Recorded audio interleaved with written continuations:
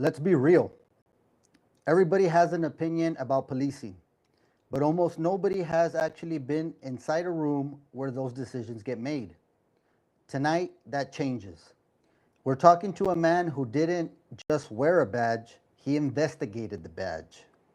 Over 25 years in law enforcement, LAPD Sergeant Internal Affairs Investigator, handled more than 150 misconduct cases, sat in on officer involved shootings, and helped decide what accountability actually looked like behind closed doors. This isn't social media commentary. This is a real experience. If you ever question how police investigations really work, if they're fair, if officers are protected, or if the system actually holds them accountable, you're about to hear it from somebody who's lived it. Marlon Marrache is in the building. Let's get to work.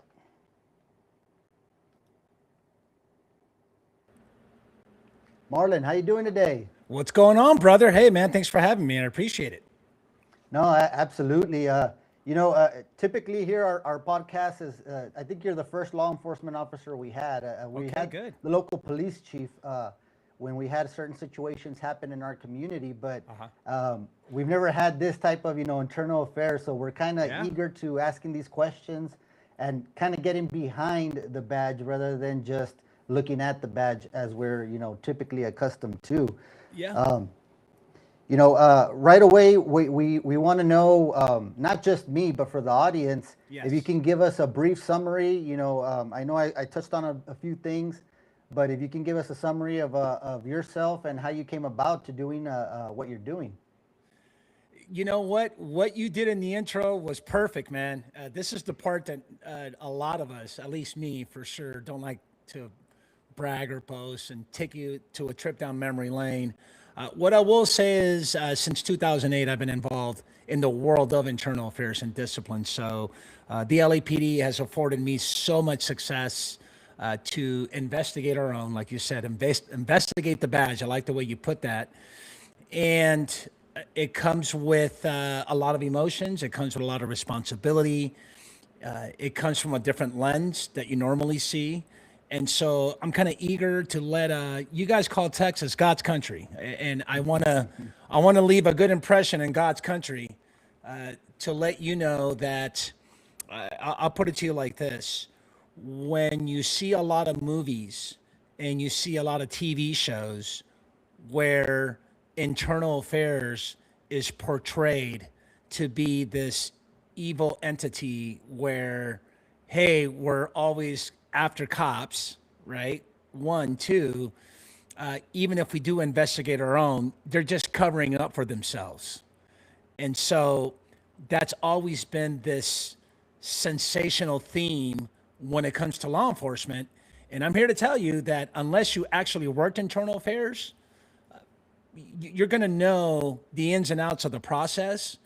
But unless you've been a cop, right? So we can start from a 30,000 foot view, then you are really going to know what it is to be investigated by your own, which is a shitty feeling. I can tell you that from the get go. There's nothing joyful, or there's nothing where all these sergeants are rushing to say, oh my God, I want to work internal affairs when I become a cop. I can tell you right now, there's no cop. I can probably speak to north of 800,000 sworn officers across the nation and over 18,000 police departments throughout the United States.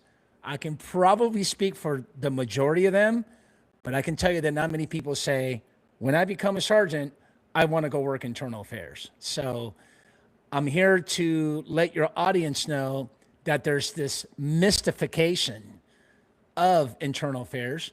And let's hope that, we can get some understanding and have a good conversation about it, man. So thank you for having me. No, yeah, absolutely. We've been looking forward to this, and I know we were kind of trying to set the date and back and forth. So we're glad we can finally get it done today. It's funny. I have my immediate family. They're all involved in law enforcement. I'm actually the only one that's not. I have a brother that's a customs agent. My dad was a customs agent. My mother worked for ICE. And me, I work for the county, so I work for local government. I'm a Yeah. grant writer. grant administrator for our local government here in Eagle Pass, Texas. But I'm curious because I know I always hear the stories from the family, right? Yeah, But the internal affairs, that's what I want to know. I want to get to the nitty gritty. So you spent over 25 years in law enforcement, correct. LAPD, internal affairs.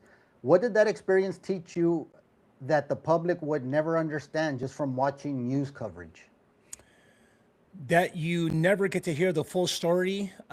There is a motto that we follow, certainly my colleagues in LAPD, which I'm certain a lot of agencies do, is no stone goes unturned. So when you investigate a public citizen complaint, so let's just say one of your family members or your friends right now today goes to the front lobby of a police station and says, "Hey, I want to make a complaint against Marlon and Isaac, and here's my version." And I'm here to tell you that a lot of it is frivolous, a lot of it is a misunderstanding, and there's some misrepresentation, and people like to embellish and say things that didn't really happen. So, and that's because of several reasons. One is because society, from a 30,000 foot view, probably are not really pro police. Certainly not pro police today, like it was 28 years ago when I came on in the academy. Shout out to July of 1998, 798. That's my class. So Oh, wow. I can tell you back then there was this, I would say, a very high degree of respect, of authority, right? And you look to police to help you at your worst moments. Because no matter what you think, regardless what side of the aisle you're on, and I'm not here to get political, I don't like talking politics. And here's the best part of my profession: it doesn't matter which side of the aisle you're on, because public safety is priority number one. And so, for all the haters, the naysayers, the big critics of law enforcement, that we're just this evil entity, I think at one point after the George Floyd incident, the Summer of Love, we were labeled as, let me get this right, agents of racial genocide. Wow. Wow. Evil, pigs, killers, murderers, ACAB. And here's the deal, Isaac. Guess who shows up at your worst moments? In other words, you got to call 911. And guess who's coming to help you? And then No, yeah. I got to take all this. I got to take it all. And today, as of 2026, it is that image of high authority and respect has been watered down to the point where we can just ambush cops. We want to go and kill somebody in uniform. It's very, very unfortunate, but people don't understand the good that cops do when you sign up for this profession. I mean, hey man, who wants to sign up? And I've been thinking about this lately too, for the future, right? Because I'm done. I have a podcast that talks about internal affairs, which is a very taboo kind of topic, but I've been very successful because LAPD has afforded me that success to have really good relationships. I come from an agency. I think at one point we were at over 10,000 sworn, so I have a lot to pick from to come in and have conversations. But today, it's pretty bad. These young generational characters of persons that we want on our job, right? The individuals that we want, we can't really sell or give them that elevator pitch to say, hey, come to law enforcement because it's a really good job. We can't do that because, I shouldn't say we can't do that. We're just not as popular as we were a couple of decades ago because of all the rhetoric and all these, what I consider sometimes being a false narrative. I mean, can you imagine asking, right now, let's take ICE, for example. ICE right now, I think they're offering like $120,000 for you to become an agent, right? A CBP, border agent, border patrol agent. And there's like a $20,000 bonus. But you got to ask yourself, with everything that happened in Minnesota, everything that happened just in, Washington, D.C., just across the nation, and what the image is of ICE, But the majority of people, regardless of what side of the aisle you're on, bro, you really want to sign up and risk your life for 120 grand? I don't know. I don't know if I want to do that. What do you think?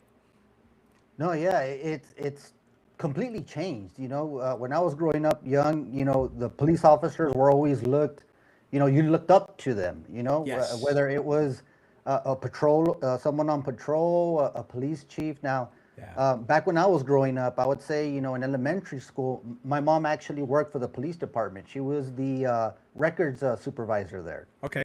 before she went to ICE. So you would see me after school, 3 o'clock, whenever you get out of school, I would spend the rest of my time until my mom got out at the actual police station. So I grew up Yeah. around, the police officers. I know them. A lot of them later on, there's very few still on the force right now Yeah. from there, but they were young then. And, the way they were seen then to how they're seen now. I mean, even here locally, I don't even get in the big grand scheme of things, like Yeah. law enforcement in Minnesota, Washington D.C., as you mentioned, in Austin and all these different areas. There's a lot of people that don't respect the badge anymore. Yeah. And you look back and you could say that the George Floyd thing, that was a big contributor to everything, Yes. where we saw an officer doing his job, Yeah. and he got crucified because of a narrative that they were trying to push. Yeah. And he didn't do anything wrong, and that didn't come out until later after the fact, Yeah. because it was so loud that he did something wrong, or Yeah. I can't breathe, what was the slogan, and Yeah. it was so much, man. It's crazy how nowadays media can grab something, push stuff forward, and Yeah. the truth does not come out until about a year later, 6 months Yeah. later, and it's like, wow. Yeah. So just to add on to that, yeah, I can be critical for the tactics, putting your knee behind someone's neck while you have them in custody and they're detained, waiting for, another unit to arrive or the ambulance, whatever the case, those circumstances. Yeah, it's probably not something that was taught. Even if it was a tactic that it was taught, it didn't look good. But then again, what use of force looks good? Nothing about using force looks good. We can all agree to that. But with that being said, I think what bothers me, and I can speak for the law enforcement community, is that we make an incident of that about race. In other words, the suspect is black and the officer is white. Had that officer would have been, I don't know, Palestinian, I'm just throwing another race out there. I'll even go with Hispanic, and had the suspect would have been, I don't know, Asian or Hispanic or even white, I'm willing to bet that we probably wouldn't have such a uproar, right? Such an outcry. And so what happens is that I don't think it's necessarily so much of a false narrative. I think it's just a narrative that's just not. It's just very disrespectful. It's very inappropriate for the media to create a narrative. It's not false. I mean, the suspect was black and the officer was white, so we can't say it's false. But what we do is we just go down that rabbit hole and sensationalize it and make it seem as though that now that it happened in Minneapolis, guess what? It's happening all over the nation. And, we get painted with this broad brush, and I think that's very, very unfair. So, yeah, man, let's hope that maybe these conversations with your podcast, me coming on, can put a dent, to kind of change the perception, right, of law enforcement and maybe even internal affairs, right? This mystification, if you will. Let's try our best to demystify it as much as we can. So, No, absolutely. So, I mean, you have a unique perspective in being both sides, right? Being correct. part of IA and being a police officer involved with that, representing officers. So, how Yes. does that perspective change the way you see policing today and what's going on in the world today? What I see today that probably probably what I saw back then, right? I've been removed for 4 years. I've been retired. This July will be 4 years. Is Congratulations. that we don't have the resources or the want and need, or I should say, the want and appetite to continue education and to continue training. I think that's where we kind of miss, you know, That's where we're missing this big gap, where we should, close it and bridge that gap. Is us leaders and law enforcement should be really focusing on continuing education with our police officers. That's what I see today, meaning there's a lot of case law that comes out every year that it affects your ability to do the essential job functions of a police officer. And there's a lot of situations where we can be better practitioners. But in order for us to do that, we got to get leadership to tell sergeants, the rank and file, hey, I need you to really focus on updating our officers about use of force, about different techniques, about case law, the fact that we have different policies. And that's where we get lazy, right? So we get complacent. And so we should be continuing to educate ourselves with law enforcement practices. And that's missing today. And certainly it was missing back when I was there too. Yeah. No, yeah. I mean, situations always arise every year. New things come about. Keeping up with the times. I mean, I could only imagine. I know there's so many things that, when a police officer pulls somebody over, there's so many things that could happen. 100, 1,000, so many things. And introducing training is what, a lot of the times keeps officers alive, especially in today's world. It's just crazy. You don't see the type of things today that you saw, 20 years ago, 30 years ago. I can tell you from experience. So I'm glad you brought that up. It's a great example. So I always refer to traffic stops as the most inherently dangerous incident that could ever happen to a law enforcement officer. I say that because you're walking to the unknown. You don't know. You don't know what that driver has as a weapon, maybe no weapon. Who knows? You just don't know how many occupants, that all depends. But I can tell you back in my days when we used to call it observation work. Basically, we go out hunting at night. Because you and I can agree, hey man, if you're out in the streets like 12, 1 in the morning, driving around in an empty, street, you're probably up to no good. Or if you're walking by yourself somewhere, like at 2, 3 in the morning, especially in a commercial area, we got a problem. Nothing good happens at those hours. Huh? Exactly, nothing good happens. So I remember there were times where, here's a good update. I remember there were times where we would do a traffic stop. Toyota Camry or a Honda Accord, the most stolen car in the 90s. Not today so much, but I can tell you right now, late 80s, well, I can even say mid 80s all the way to end of 1990s, even to the 2000s. You own a Toyota Camry that's kind of old, chances are it's stolen. Of course, you're running plates and making sure you have probable cause, reasonable suspicion, all that good stuff. But here we are, 2, 3 o'clock in the morning, 4 occupants in a high crime area. I mean, this area is infested with gangs. There's people getting robbed, people getting killed, all kinds of stuff. And I pull you over, man, the minute I get out of the car, I'm breaking leather, is what we call breaking leather, unholstering. So I'm walking up to, I know you can't see. I'll probably better if I stand up.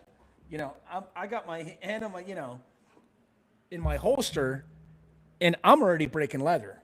I'm walking up to that car with my gun on the side of my thigh, right? Because if you roll down that window and you decide to come out with a firearm and start shooting at me, my reaction time is going to be less than 0.2 seconds, as an example, right? Don't quote me on that. I don't want your audience to go, well, let's Marlon says 0.2. Well, it might not be 0.2. What I'm saying, it's probably going to be less than 1 second where, I'm going to come up, and say, put the gun down, right? Or the minute you point it at me, pop, pop, pop, I'm engaging in deadly force. Where today, you can't do that. You got to walk up. You got to wait till they roll down the window. And, if you're a hyper dude like me, I'm always jibbity around my holster. Like, I got to be ready. That today is someone filming you saying, oh my God, That cop was going to take out his gun and kill Mrs. Johnson in that traffic stop. And she's just this frail old lady that they pulled over. And here we are at the front lobby when that citizen comes in and says, I want to make a complaint because Marlon acted very aggressively. He had his gun on his hip and he was going to kill Miss Johnson. When in reality, it was 4 occupants, like I explained, right? 4 occupants, high crime area, gang infested. People have been killed. People have been robbed. Houses have been burglarized. But of course, all you saw was me coming out of my black and white police vehicle with my gun in my side. Granted, maybe it doesn't look appropriate. Maybe it looks, it reflects kind of negative. But hey, man, it's a matter of life and death the way I see it. And I want to go home to my family. No, yeah, and that's a line that I've always heard. I've been around law enforcement since I was young, family, everything like that, and it always goes back to we want to make sure everybody goes home to their family That's at right. the end of the shift, right? Yep. Tactics. That's when I No, so in the academy in my tactics, my first day of tactics classes, right? The tactics section of the academy. My instructor said, what we're going to learn more than anything is you always go home and you never go hungry. So, internal affairs. I think you kind of touched a little yes. bit about it when we first started. Um, so, are they truly fair, or do you guys protect one another? Because I know that a lot of the people watching are probably thinking, um, you know, it's you guys investigating you guys. Of Right. course, it's gonna come out on your side. Right. Ha- Can you talk about that kind of Yeah, experience and maybe absolutely. link it to a Absolutely. case or If something you that you can talk about that you 100%. had to go So, through? yeah, let me paint the picture of this topic this way. If you are from a major metropolitan department like Los Angeles, Dallas, I think Houston's pretty big, right? Hmm. Washington, New York, NYPD, San Francisco, San Diego, just major towns, right? Boise, I think Boise's pretty big.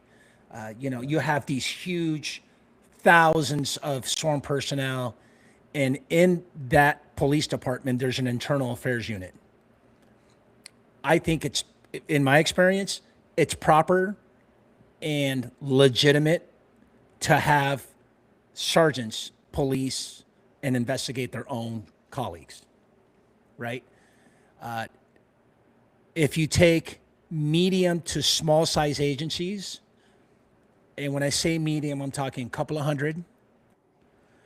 Small agencies, I'm talking about 100 or less. There's agencies in Texas that have like 15 officers Yeah. total, right? And so when you start getting into that range of sworn personnel in the police department, it is my experience that will tell you that you have to outsource that citizen complaint. You have to.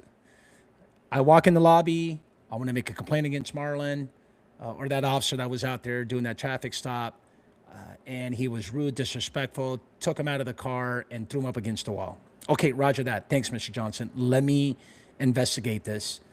And if the allegations of misconduct are pretty serious, you have to outsource them. You cannot investigate your own because it goes to your point. That sergeant is buddies with that accused officer. And the chief knows everybody. And you're putting the chief in a really bad predicament because if the chief does want to impose penalty, let's just say it happened, it's sustained. These allegations are sustained, which means that it occurred. Now we're talking about penalty. I have to recommend a penalty. I got to punish you for that traffic stop where you were rude, disrespectful, et cetera, et cetera. That chief is under the pressure that he wants to do it, but guess what? City council or the mayor, because it's such a small town, is going to tell that chief, well, the person you pulled over, Mr. Johnson, he's been my buddy all these years. We play golf together. He's part of the PTA. We go to school. I know his kids. Hey, chief, why don't you just kind of Give them a little break. Yeah. So that's what people think. That's what people see.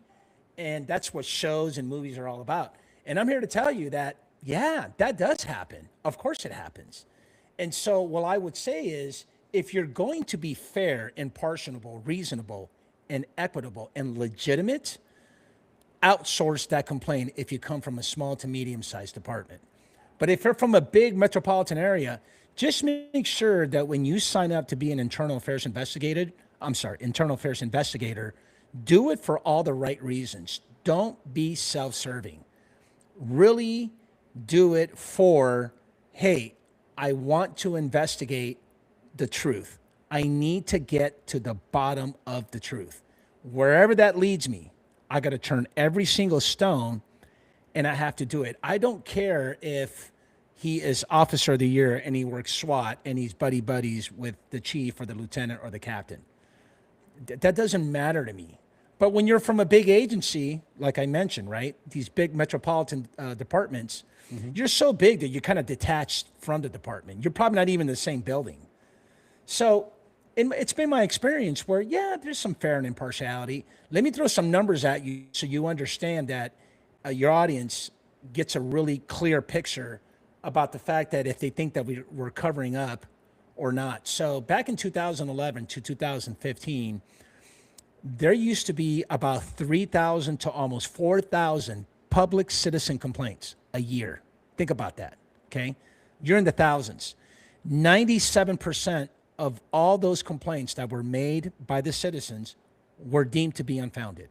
The outcome was unfounded, meaning that it didn't happen.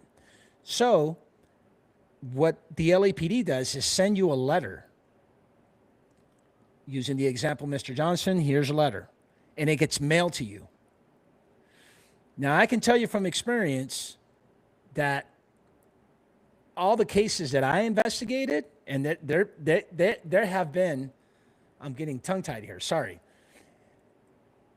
There has been about hundreds, I can't name how many, but let's just say hundreds of cases that we deemed the outcome to be unfounded. It didn't happen. And we sent off that letter.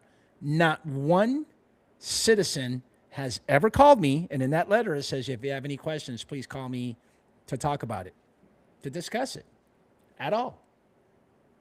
That's funny. Yeah. So you know what that tells me? That tells me that we're holding ourselves accountable for investigating it, even though you might think that we're covering up. And I get it. Even when you make the complaint, you're probably driving back home telling your family at a family dinner saying, yeah, you know what, this cop was rude at this traffic stop. He gave me a ticket, but even if I call they're just going to cover themselves up, just go through the motions. Okay, even if you thought that, you know what, pick up the phone and call me so we can talk about it.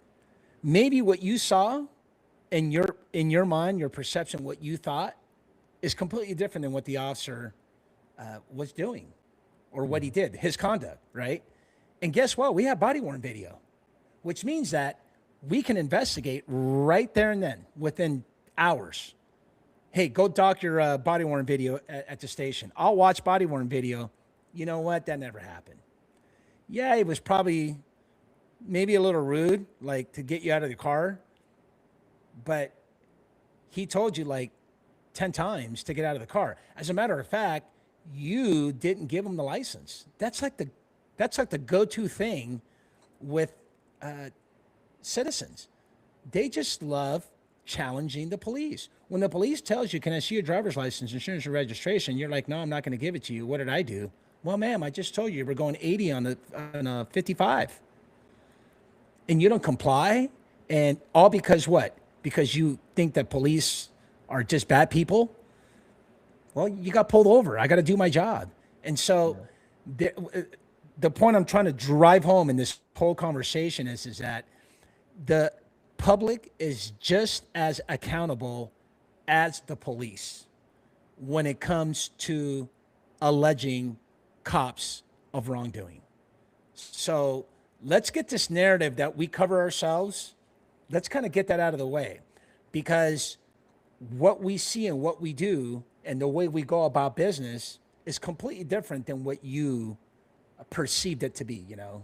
So, No, yeah, I mean, of course, if you're getting put over, I think the majority of people always kind of feel a little bit about something like, hey, I shouldn't have been put over. Why is he pulling me over? And this yeah. and that. And that already kind of puts them on the defensive Oh, real yeah, quick. no, there's nothing, look, there is nothing positive, you know, in a contact with a cop at a traffic stop for a traffic violation. Look, right now, if I was a cop and you were right next to me at a red light and you decided to gun it, are you, Isaac, going to pull over to the side and flag me down and say, hey, officer, I just ran the red light. Can you give me a ticket? That's not going to happen. No, you know, at all whatsoever. So, again, hold yourself accountable for the things that you did and the way you acted. And guess what? I can show you a body worn video how you dropped all these F bombs if you're being rude to the cop. He asked you for your license 10 times. As a matter of fact, you took it out of your wallet and your window was rolled up, which, by the way, he asked you to roll it down. It's the law for you to identify yourself, right? In some states, it is. Like if you don't identify yourself, that's you've turned a traffic violation, a traffic infraction, into a misdemeanor arrest, into a misdemeanor crime that was committed in your presence. A lot of people don't know that. A violator of a traffic violation can easily turn this infraction, speeding, not stopping at a stop sign, not having your seatbelt, talking on the cell phone. All those are just minor infractions, things that you're going to get cited for, and you can contest my judgment, my opinion in court, right? We can do that in court. But the minute you say, I'm not going to give you my ID, I'm not going to identify myself, you have just turned, you meaning you, the violator, the driver, have turned, right? Now we pretty much transitioned from an infraction, violation, into a misdemeanor crime.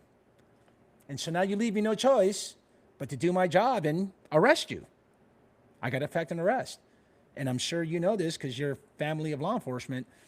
Use of forces, they don't look good, man. There's nothing that looks good when you're trying to drag someone out of a car, break their window and take off their seatbelt and yank them out of the car. You can teach me that technique 100 times, and all 100 times it's going to look bad. Yeah.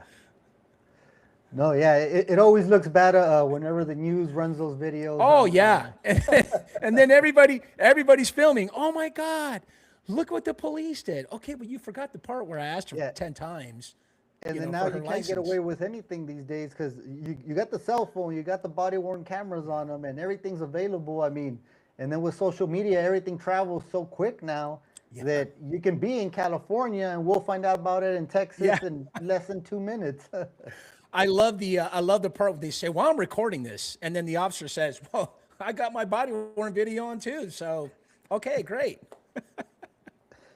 So, with Eternal Affairs, can you take us, I guess not too long, but a brief step-by-step of how an Eternal Affairs investigation would start and what kind of steps you kind of progress through up until the final determination?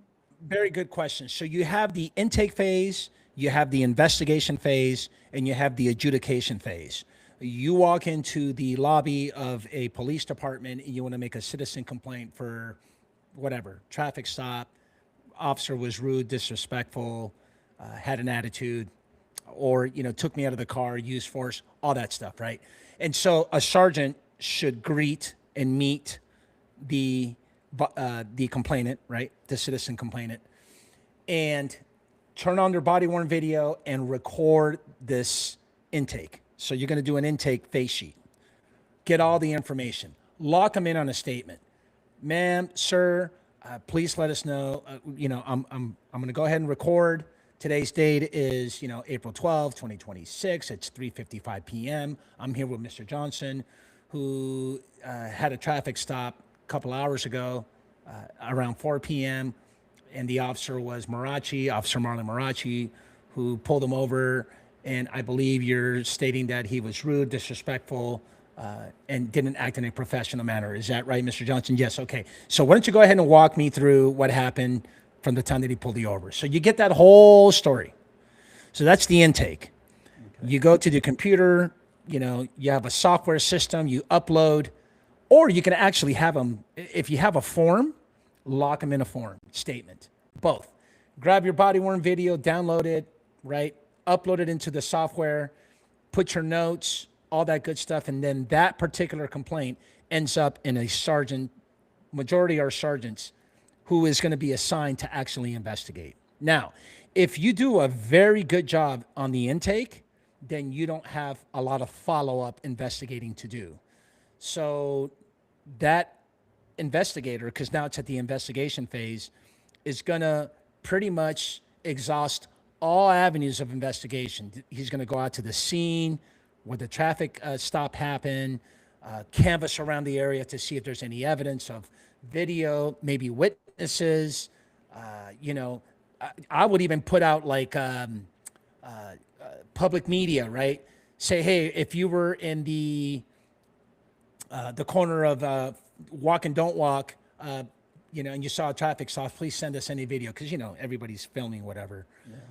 Yeah. So track down and do very, very good job with lining up all your witnesses as much as possible. So what you're going to do is, as an investigator, is you're going to investigate all witnesses. If an additional unit showed up at scene, you're going to interview that officer or officers who showed up at scene. And then ultimately, the last person that you're going to be interviewing is the accused officer, right? The accused employee. And so you compel them, right? You're ordering them to participate, right? To give us a statement. I shouldn't say participate. You're actually ordering them, compelling you that you have to. Because if you refuse to not obey by this lawful order, right, compelling you to do this interview, then you could be looking at charges of insubordination, and the chief can remove you from your job. So you don't want that. So guess what? I'm ordering you to do it. And so you do. Now, before giving that order, you can ask the accused officer, hey, would you like to give a voluntary statement? And 9 times out of 10, you don't want to give voluntary statements, because those voluntary statements can be used in any other subsequent criminal proceedings or any other proceedings, but mainly criminal proceedings.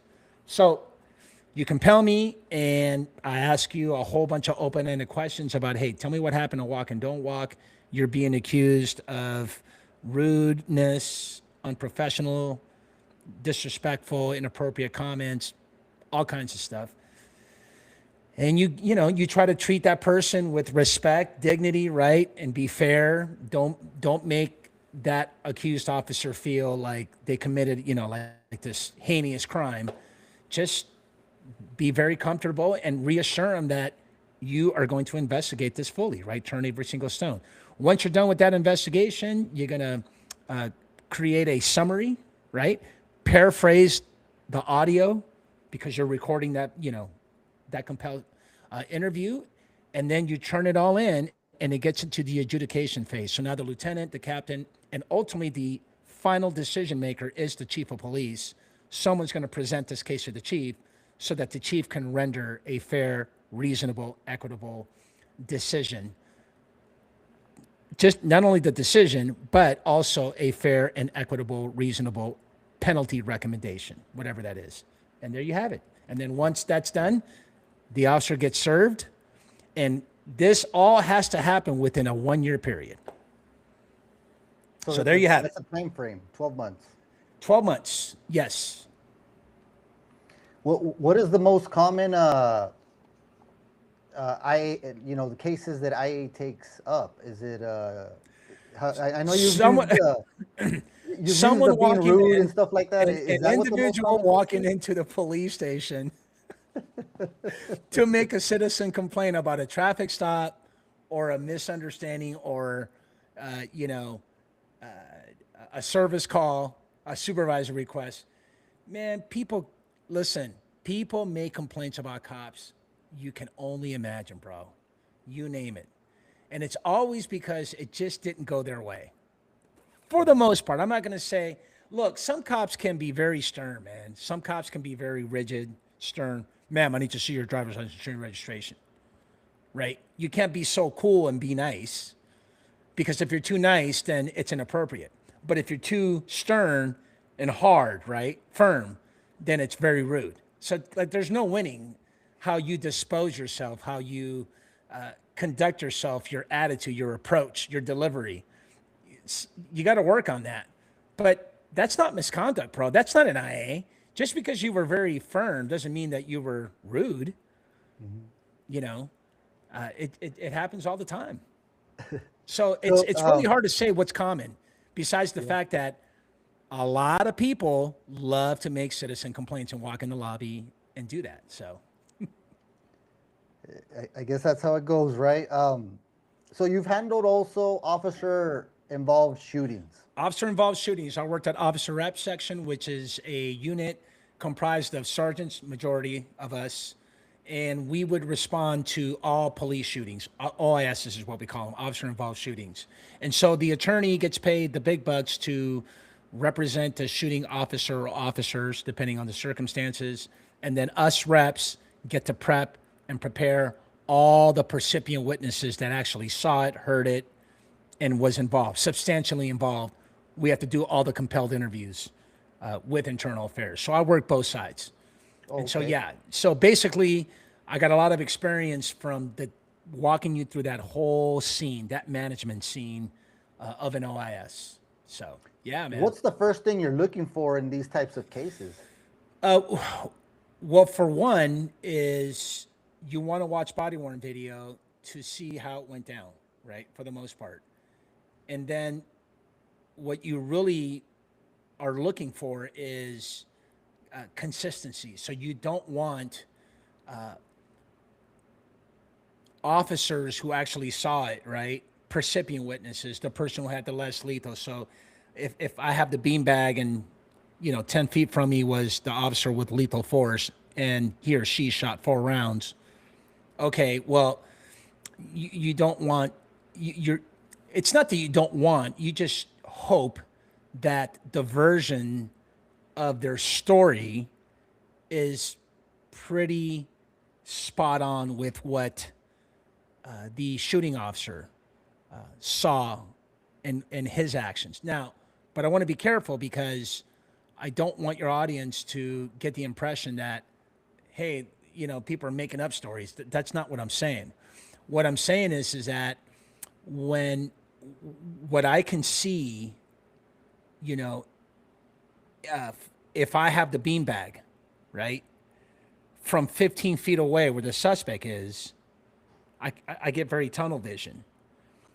And if my partner was 10 feet away from me and he had, his firearm and shot 4 rounds, right, I can't tell you with certainty, right, how many shots he fired. I can probably say, you know what, it happened so quick, I think it was 2 rounds, when in reality it was 4 rounds. I'm just giving you an example, right? And well, how far was your partner from you? Well, I think it was like 2 feet or 3 feet. And then you watch body worn video and you realize that he's like 10, 15 feet away. And so a lot of it has to do with what you perceive at the time. And the mind is powerful, man. Studies and research has shown that you need at least 2 sleeping cycles to be able to grab all the data from your mind to tell the story from what you saw and perceived it to be. So, there's a lot of science behind it. And of course, there's conversations that I always get into with, hey, do you watch body worn video before you give your compel statement, or do you just go with perception? And there's studies and research out there that says perception is what we want. A lot of police department have policies, well, they'll just take perception statements. We don't want you to watch body worn video because that's going to corrupt the mind. We want to know what you engage in deadly force. So, great conversation. Good question. No, yeah, that makes a lot of sense.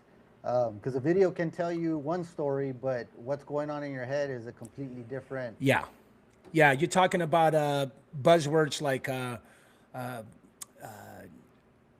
auditory exemption, memory gap, or I should say memory gaps, right? Relapse of time, cycle of sleep.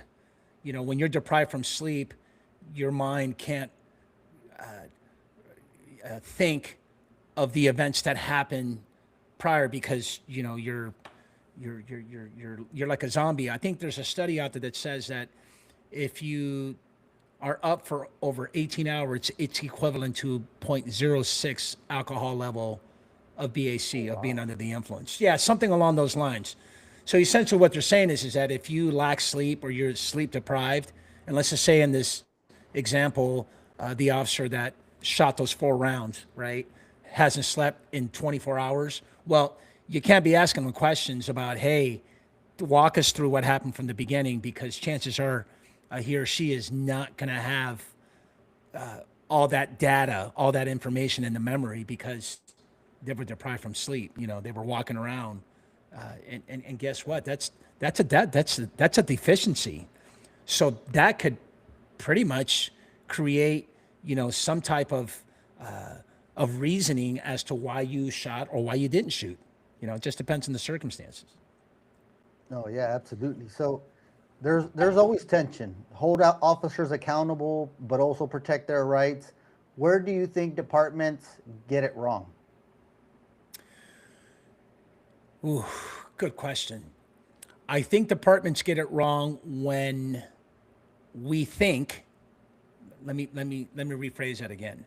I think we get it wrong when department leaders initiate an internal affairs complaint when in reality it should have never been an IA. So what I'm trying to say is that not everything is an IA. It shouldn't be. Not every single thing. Just because Mr. Johnson's walking in the lobby making a complaint about that traffic stop, it doesn't have to be an IA.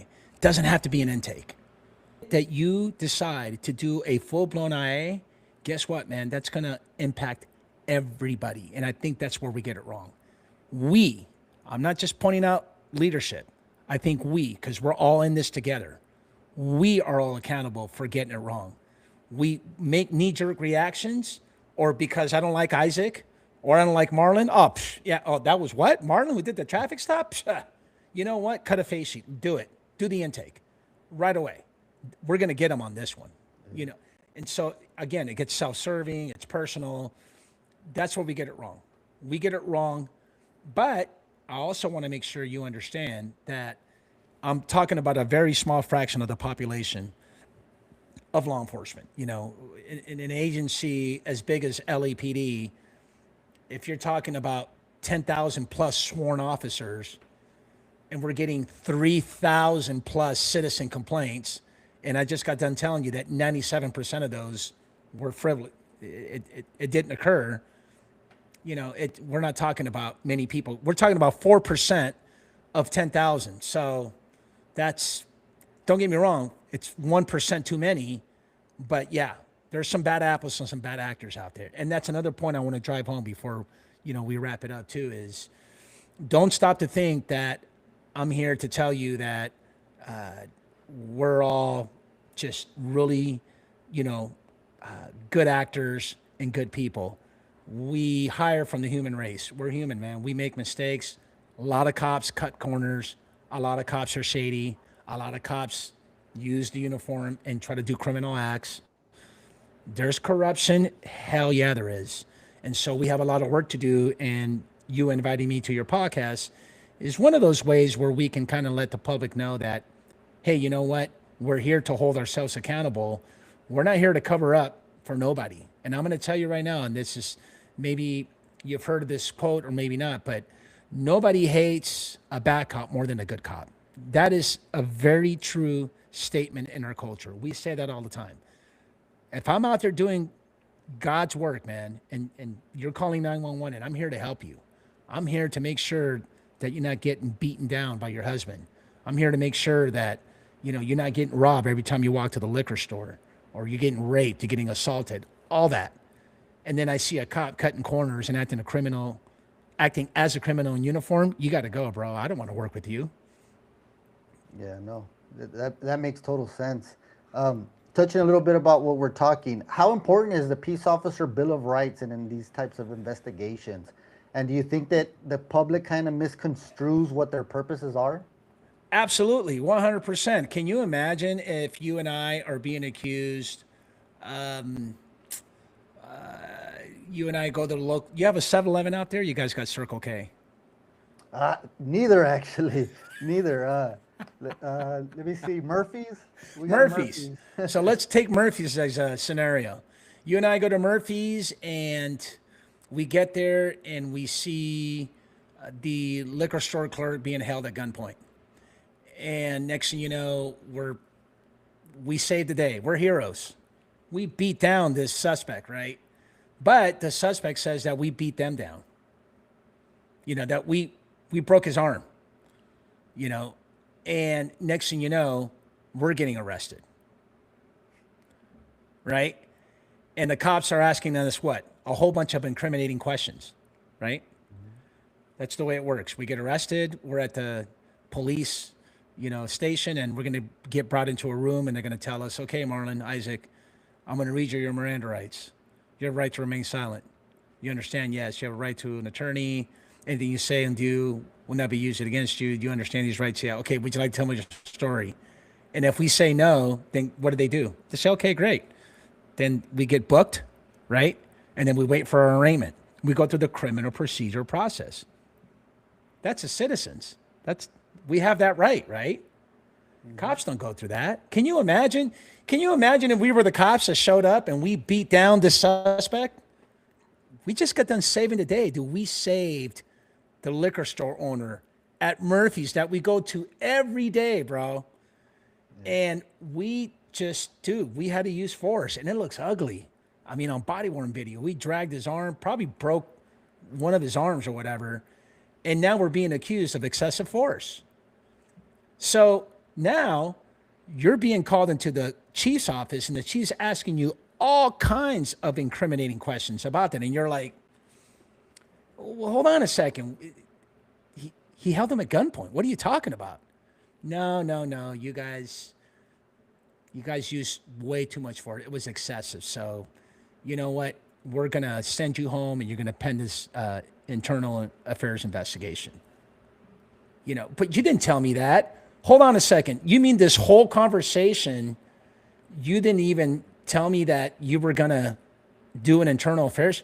Shouldn't you wait and not ask me questions about what happened? Because now you're going to use that as the weapon to get me in trouble, right? You're going to jam me up, and the point is that if you know your peace officer's Bill of Rights, you should know as an officer that if you're going to be called into the chief's office and that chief is going to ask you questions about what happened at Murphy's, I'm not talking. But the culture is what? Yeah, let me tell you what happened. And then all of a sudden, everything that you said is going to be used against you in your internal affairs complaint investigation, when one of your rights is what? Is that you have to be provided representation. That's one of many rights. That's a basic right. And where's my due process? Hold on a second. Now you're going to give me suspension and where do I get to be heard? Right? Yeah. Where's my due process? So yes, it's super, super important. And the public has no clue whatsoever. So. And kind of piggybacking on that topic, so can true accountability exist without damaging the morale inside the department? And yes. How does that look like? Yes, and it looks like being a good communicator, making sure that the buzzword, right, transparency, that we are transparent with every single action that we do to our officers. If I was chief for a day from a small agency and you did some serious wrongdoing, I'm probably going to gather everybody up in roll call and tell everybody, hey, Isaac over there is being investigated for some wrongdoing. Wanted to let you guys know so we don't start all these rumors. It happened at that traffic stop. Mr. Johnson saying that, Isaac was rude, disrespectful, and that he used force excessively. That's all I can tell you. I'm not going to tell you anything else, but I want to stop the rumors now. Rest assured that we're going to investigate all this. I'm going to outsource it to a law firm. Actually, we're going to outsource it to Marrache Consulting and Investigations. Right? That's my website. That's my consulting firm, and we know that Marlon's going to be very fair, impartial, equitable, reasonable, and it's going to turn every single stone. And we wanted to let you know. That way, morale knows, okay, now I know what's going on. You can talk to Isaac, ask him all kinds of questions, make sure you're there for him, go have a beer with him, continue to do what you got to do. Don't leave Isaac in the island all by himself in his darkest moments, because this can be a very lengthy process. And if truly, that's probably the punishment, is that he's waiting around for this process to end. And so then what I would do is I would tell my sergeant, or that, that firm, that consulting firm, Marrache Consulting and Investigations Incorporated, and tell them, hey, try to expedite this as possible. Let me know, and walk them through the whole process step by step and let them know. That's what you do. You communicate and you are transparent about the whole process. Doesn't mean that you have to tell them, all these things that are happening in the case. You just got to keep them informed about the entire process. Now, sticking with that, transparency now has been like the buzzword, as you mentioned, everywhere with anything. What does transparency look like in these types of IA cases? And what do you think needs to be done as compared to what the public expects? I think we can do a better job with the public when it comes to critical incidents. OIS is being the most popular, right? Because they happen more often than an in-custody death or anything else. Where we are transparent in the beginning, we let the public know about the incident when it happened, the weapon used, the suspect. I think we do a great job there, but I don't think that we're very good at letting the public know of the outcome. We're not. We don't let them know what happened to the officer in terms of their tactics and their job functions and everything that happened that led up to the use of deadly force. We're not good at the outcome, so we're kind of half transparent. I think we can do a better job being more transparent. Now, in terms of internal, like disciplinary matters, laws won't let you be transparent because of confidentiality, right? However, if you adjudicate a complaint and it's unfounded, you should be able to walk in the roll call and tell everybody, hey, man, Mr. Johnson, when he walked in, I'm here to let you know we exonerated the officer. He didn't do anything wrong. Case closed. But be transparent, and we don't do that. We as leaders, so I'm going to hold the leadership, the administration, accountable for not being transparent with their own rank and file, their own people. Yeah. So what is one thing that you would change the way the system is right now with misconduct? What would you change about it, or how it's handled in internal affairs? Small to medium-sized agencies, outsource your IAs. Have an independent, experienced law enforcement agent, person, representative, conduct your internal affairs investigation. That's what I would change.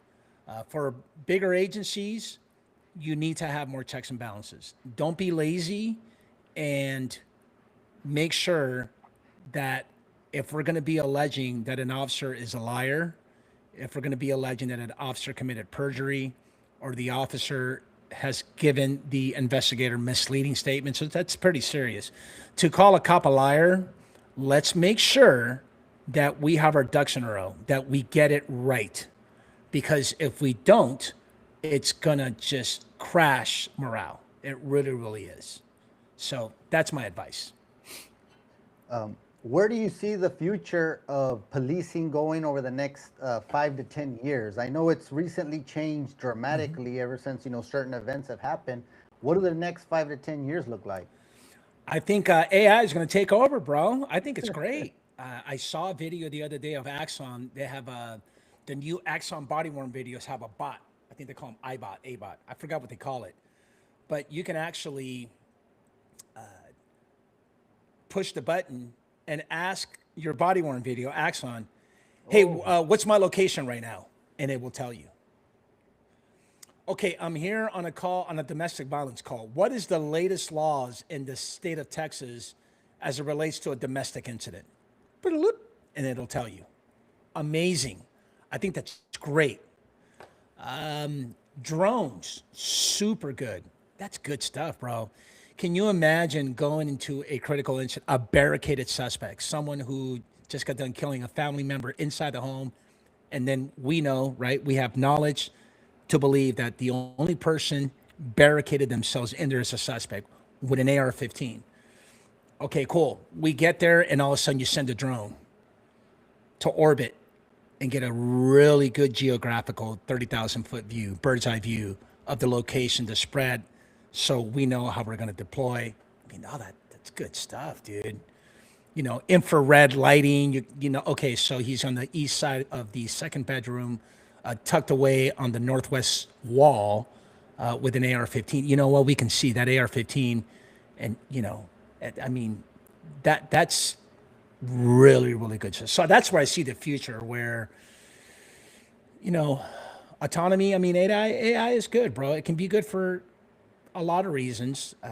I just gave you two. And so that's where I see the wave of the future, where we can use some really good tools that I didn't have when I was on patrol that can definitely help us. So. No, yeah, and I can see how you mentioned about, you know, talking to the body cam about the location. Yeah, dude. I was seeing I can't remember the name of the show, but it's training officers with his trainee. They're driving around, and you know, all of a sudden she speeds up, goes through the streets, Yeah. and then asks them, you know, what's your location? Where are you at? And the guy's like trying to remember the streets they're going through, and then, okay, what happens if I get shot? How are you going to be able to radio in your location to have the ambulance here to save my life? Yep. And, you know, the trainee was like, oh, wow. So the whole thing, go check it out. That's difficult. Oh, dude, if you go to, I think it's on Instagram. All you got to do is go to Axon.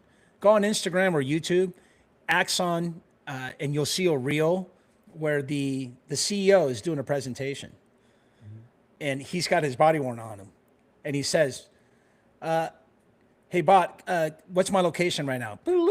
And then can you tell me the latest law in the state of Wisconsin as it relates to domestic violence? And it tells you. Oh, man, it's just, I mean, that's good stuff. I'm not against all that. I think that's great. Yeah, you can do your research on your own. And of course, you got to vet that, right? Make sure you do checks and balances with your bot, you know, with your AI. Yeah. But you're probably asking the wrong person, dude, because I love Grok. I'm a Grok fan, bro. I'm a Grok freak. I love it. So. Yeah, I usually use Grok, a little bit of ChatGPT, Gemini on my phone. I have an Android, so I use that.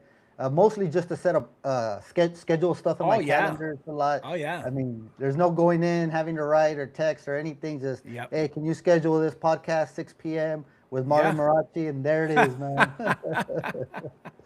Well, I mean, we're kind of out of questions. I mean, you did a real good job. We're not out of questions. We had more, but I think you explained everything so well that you kind of checkmarked some of these questions we had.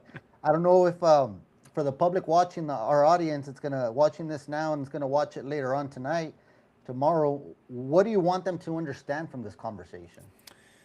That we have a lot of work to do in our profession. There is corruption. There is shady cops. It's just, that's just it. It happens in every profession. And so just, have an understanding that we're trying our best to get rid of bad apples. That's what I want your audience to know. And don't believe everything that you watch in the news.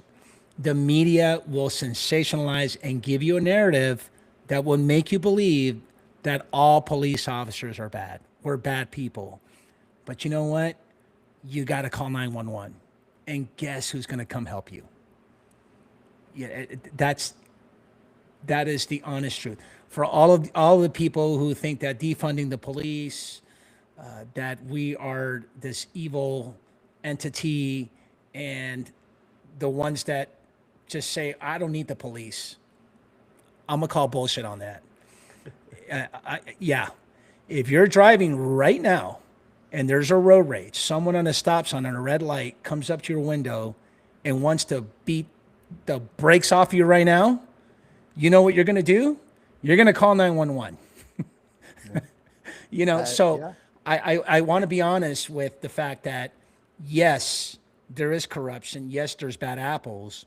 But at the same time, know that it's not an easy job. Not everybody wants to sign up to deal with crisis. We are always in people's crisis. And guess what? It's people that we don't even know.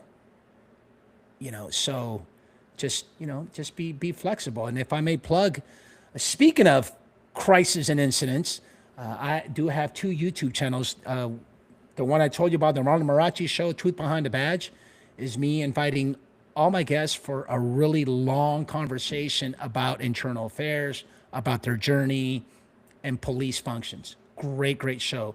We're at 1.7 million views, just a little over 2 years, with over 260 guests. I'm blessed to have that.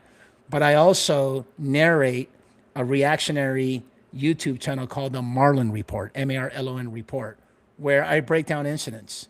So if you like to watch like the Crazy Karens, you like to watch a traffic stop gone bad, you want to watch, I think the one I just had was this lady was going home. Was she going home from Vegas? She was in Nashville, and she called it Nash Vegas. So I made a comment about what happens in Nash Vegas stays in Nash Vegas. And she actually had one too many glasses of wine before trying to board her plane. And she was on the A list, and it didn't go well. And she ended up getting arrested. And so it's stuff like that to give the public, and the audience, and the majority of watchers and subscribers are the audience that love to watch, to see what police encounters are like, man. This is what we do on a regular day. So I definitely would love to have you join me as I narrate this video on the Marlon Report. So thanks for having me, bro. I really enjoyed this talk.